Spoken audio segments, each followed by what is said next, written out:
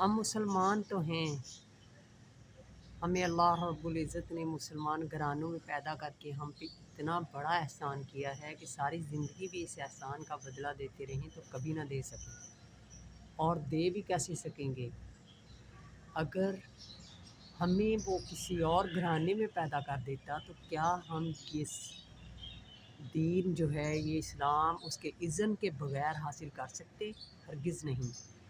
اور اگر ہمیں اس نے مسلمان گھرانے میں پیدا فرمایا ہے اور ہم پہ احسان کیا ہے تو خدا را قرآن پاک کے ایک حصے پہ عمل کر کے نمازی بننے کے بعد ہمیں ان کے اللہ رب العزت کے فرمانوں کو ماننا ہوگا، اور سود، ناحق کھانے، چوری، جھوٹ بولنے سے اجتناب کرنا ہوگا۔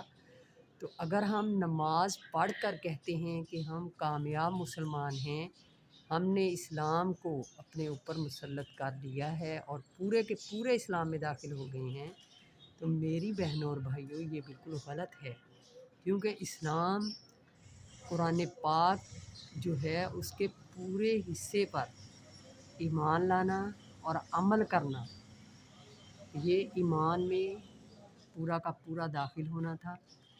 ہم سود کھا رہے ہیں اور نمازیں پڑھ رہی ہیں، کیا ہماری نمازیں قبول ہوں گی؟ یا کیا ہمارا جو دین ہے، ہمارا اسلام ہے وہ ہم نے کمپلیٹ اپنایا ہے؟ ہرگز نہیں۔ تو ہمیں کیا کرنا ہے کہ قرآن پاک کے مطابق اپنی زندگیوں کو ڈھالنا ہے اور اسی کے مطابق اپنی زندگیوں کو گزارنا ہے۔ اللہ تعالیٰ سے عمل کی دعا کیجیے کہ اللہ تعالیٰ پوری امت محمدیہ کو عمل کی طرف لے کے آئے۔ آمین۔